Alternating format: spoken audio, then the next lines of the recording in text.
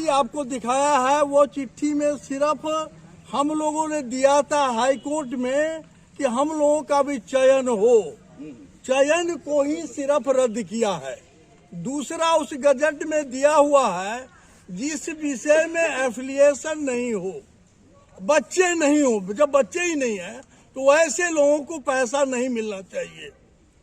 दूसरा, और जो भी यहाँ काम चल रहा है इस सचिव के द्वारा, ये मकान गिर सकता था जो पूर्व के सचिव और उदित नारायण बाबू हैं जिनके टाइम में ये भवन बनी, उस वक्त से पैसे के अभाव में कोई आदमी इसको माने इसका जो होता है रख रखाव की व्यवस्था नहीं कराया।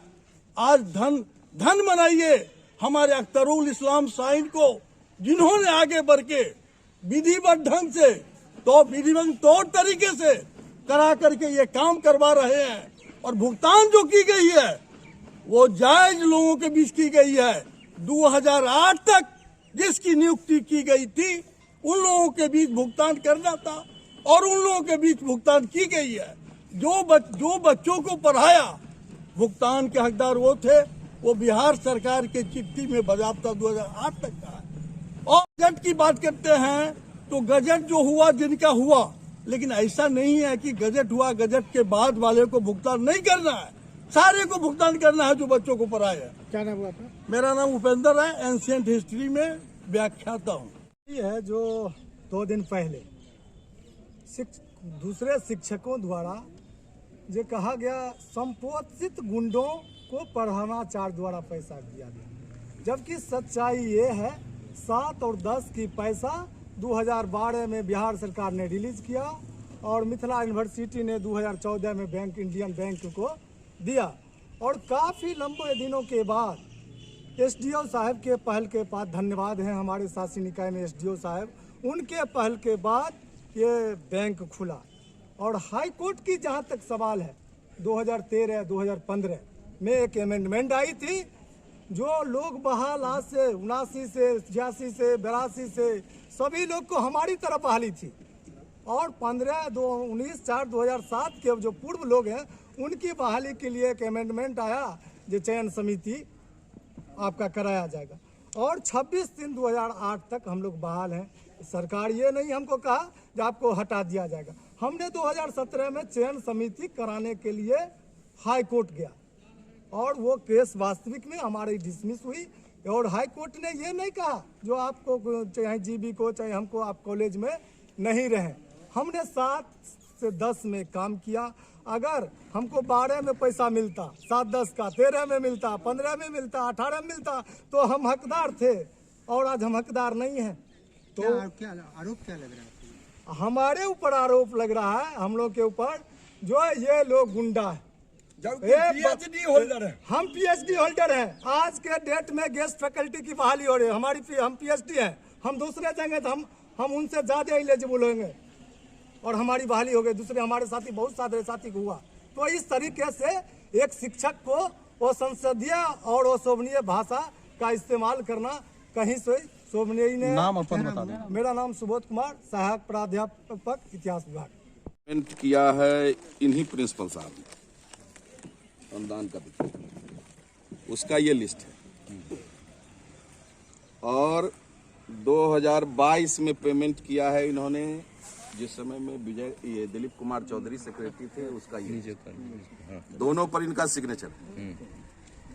अगर ये सही है तो फिर ये गलत है, और अगर ये सही है तो फिर ये गलत है। तो आपने भ्रष्टाचार का आरोप लगाया है, बहुत बड़ा। मेरा आरोप यही है कि जिनको हाई कोर्ट ने, माननीय उच्च न्यायालय ने जिनको अवैध घोषित कर दिया है, जिन शिक्षकों को, उनको भी इन्होंने भुगतान किया है। अनुदान वितरण में सरकार की स्पष्ट चिट्ठी है कि उन्हीं को भुगतान किया जाए जिनको विश्वविद्यालय ने कंकरेंस दे दिया है। सृजित पद पर जिनकी नियुक्ति है और जिनको विश्वविद्यालय ने कंकरेंस दे दिया है, सरकार अपना पैसा उसी को देगी। लेकिन यहाँ उन लोगों को पैसा दिया गया है जिनका चयन समिति नहीं हुआ। तो कितने शिक्षकों एक मोटी रकम उनसे कमीशन के रूप में वसूली की गई है, और उसमें प्रिंसिपल, सेक्रेटरी, एसडीओ, सारे के सारे पदाधिकारी इसमें इन्वॉल्व हैं। गवर्निंग बॉडी में मैं भी मेंबर हूं एज ए टीचर्स रिप्रेजेंटेटिव। आज तक जब से गवर्निंग बॉडी का गठन हुआ है तब से लेकर के आज तक कोई बैठक नहीं बुलाई गई, मेरी राय नहीं ली गई, इसका टेंडर हो हुआ नहीं हुआ, किस मद से काम हो रहा है ये मुझे पता नहीं है, जबकि मैं गवर्निंग बॉडी का मेंबर हूँ, मुझे इस बात की जानकारी नहीं है।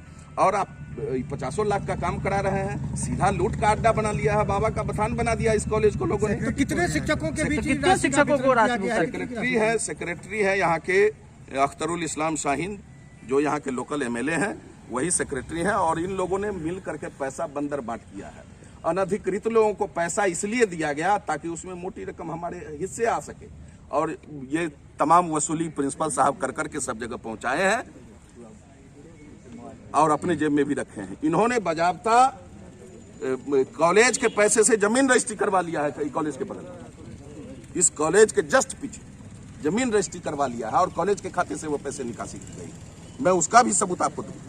आप क्या चाहते हैं? हम यही चाहते हैं कि सरकार इस तमाम मामलों की निगरानी विभाग से जांच करावे और जो दोषी हो उसको सजा दे। अगर मैं गलत आरोप लगा रहा हूं तो मुझ पर भी मानहानि का मुकदमा चले और मुझको भी सजा। कितने शिक्षकों के बीच राशि का वितरण किया गया है? अब मैं पूरी लिस्ट ही आपको दे जो भी राशि का वितरण की गई है आपसे फिर पूछा जाएगा, आपसे फिर पूछा जाएगा।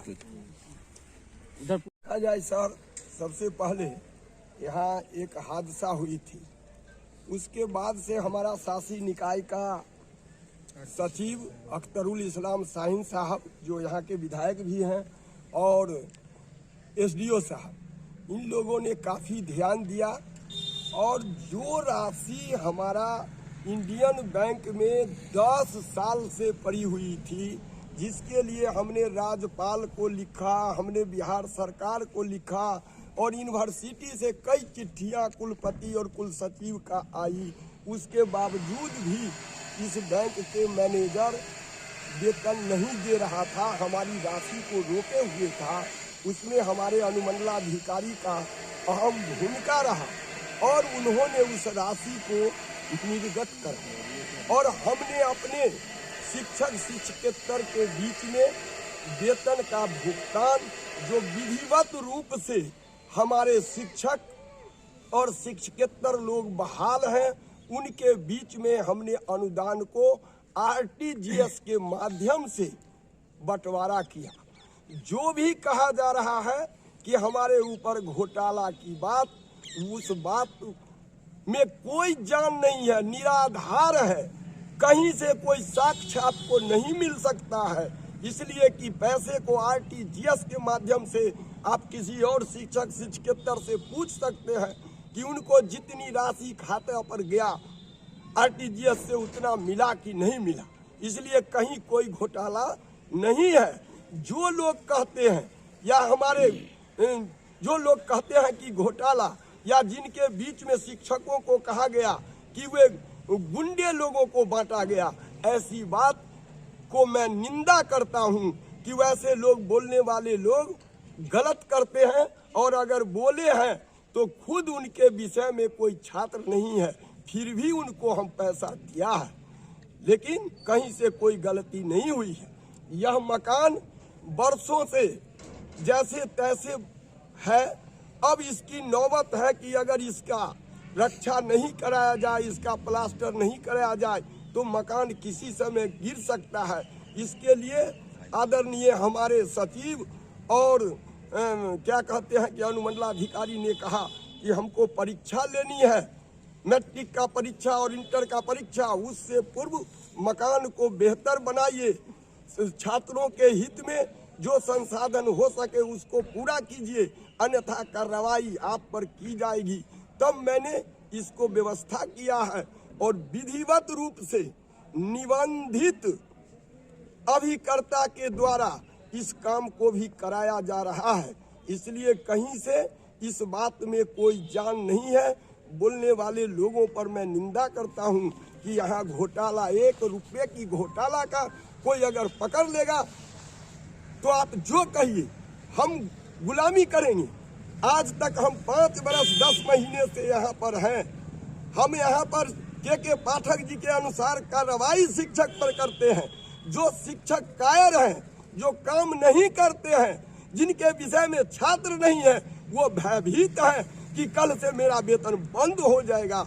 इसलिए वो लोग एक तरह से कहिए यहाँ समाज में हमारे कॉलेज पर गलत लोगों को अपने द्वारा संपोषित गुंडों को भेजकर हमारे शिक्षक को गाली दिया गया, पीटने की धमकी दी गई, रिवॉल्वर उनके सीने में ताना गया। हमने कार्रवाई किया और वे गुंडे आकर हमारे प्रशासनिक काम में, हमारे कॉलेज में हमारे पास अभी कुर्सियों की कमी है, वो आकर के बैठ जाएंगे और हमारे प्रशासनिक व्यवस्था को डिस्टर्ब करते हैं।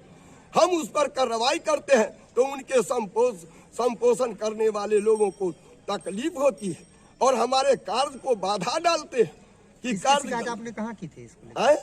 इसको लेकर शिकायत कहाँ की थी? जो व्यवधान उत्पन्न हुआ था काम के दौरान, इसकी शिकायत कहाँ की? हाँ, इसकी शिकायत हमने अनुमंडलाधिकारी के यहाँ किया।